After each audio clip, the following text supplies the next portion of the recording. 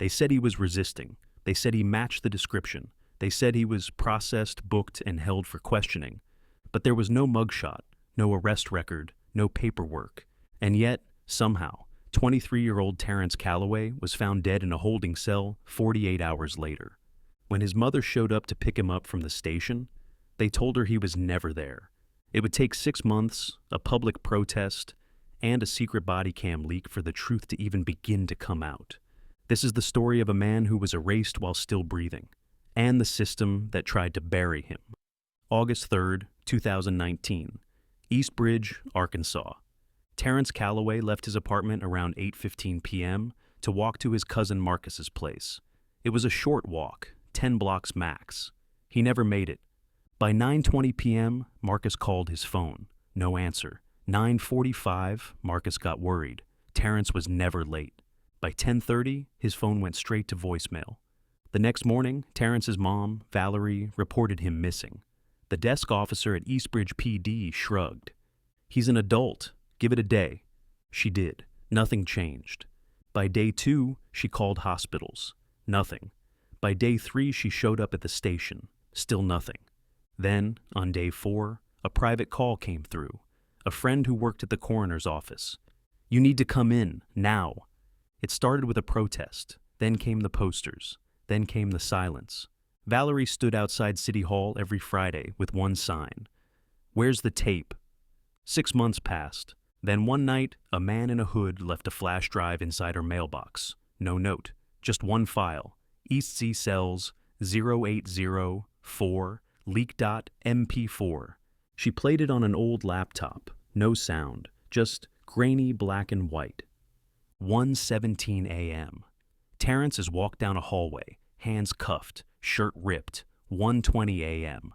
He stumbles. An officer shoves him against a wall. 1:26 a.m. They put him in cell 6. 2:03 a.m. 3 officers enter. 2:19 a.m. One exits, wiping blood from his knuckles. 2:41 a.m. Lights go out in the hallway. 3:31 a.m. EMTs arrive. That footage never made it to the official case file, but it made it to the news, and everything changed. Detective Lena Marks had worked cases that kept her up at night. But this was different. An inmate, dead in custody. But no mugshot, no intake form, no arrest report. "Who was the officer that brought him in?" she asked. The desk sergeant frowned. "There's no booking officer logged, no body cam footage either." No body cam. In 2025, that's not just a red flag, that's a siren, with flashing lights and smoke. Lena started digging, pulled internal jail logs, searched for any officer who might have crossed paths with Quincy. Nothing. She contacted dispatch. The 911 call, gone, purged. She blinked. "Who deleted this?" "No idea," the technician replied. "Could be a system error." But Lena knew better. Systems don't just forget. She called Quincy's mother, told her she was looking into it. "They just took him," Gloria whispered on the phone, "and I never saw my son again." Lena didn't say it, but she felt it. Someone wanted Quincy Monroe to disappear, and they almost got away with it. A week into the investigation, Lena gets a call from an anonymous tip line, voice scrambled, words slow and deliberate. "You want the truth?" the voice said. "Check the northwest entrance camera at 2:47 a.m. Lena drove straight to city surveillance headquarters, pulled the footage. At 2:47 a.m. There it was, a patrol car, unmarked, pulling into the staff entrance of the jail. 2 men exit, one in uniform, one limping, shoeless, wearing a torn hoodie.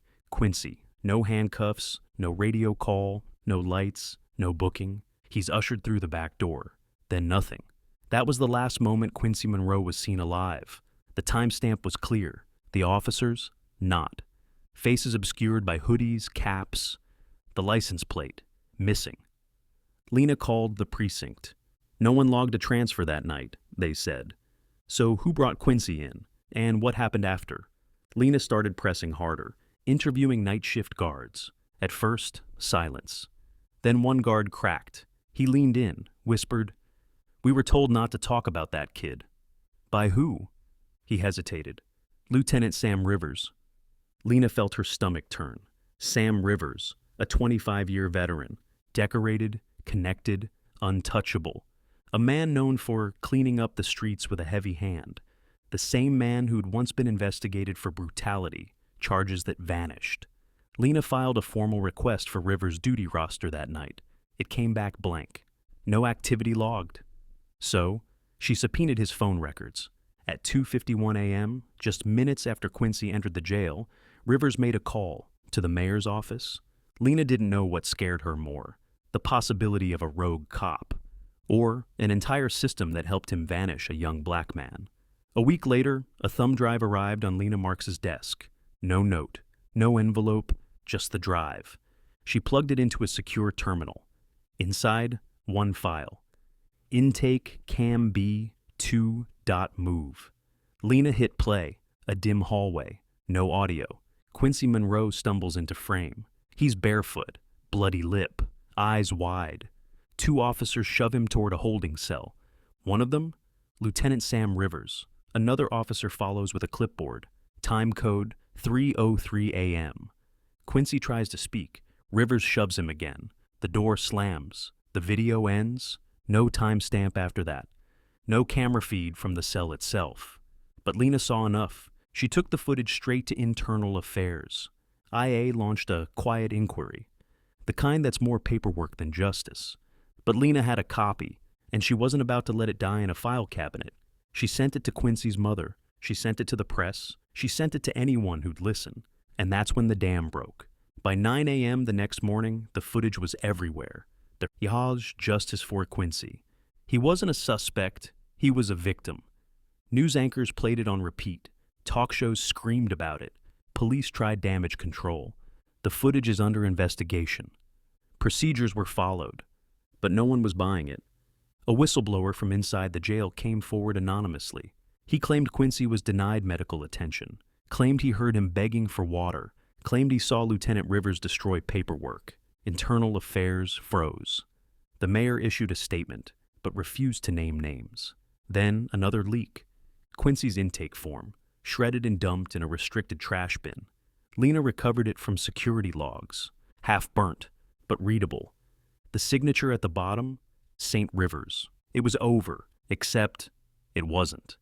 Because Sam Rivers had already vanished.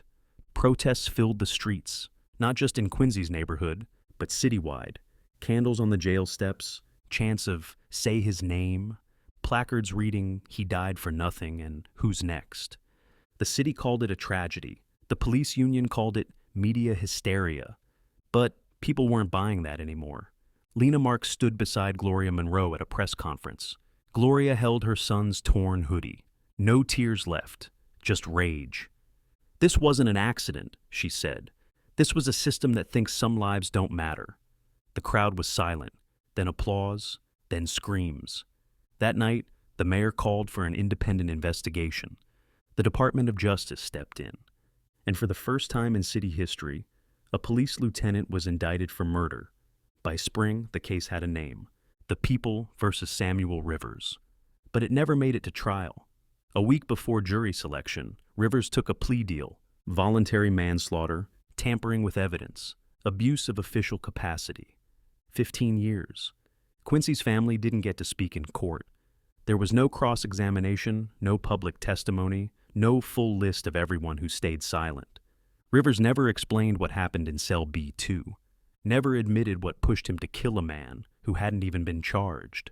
But Lena Marks pieced together what she could.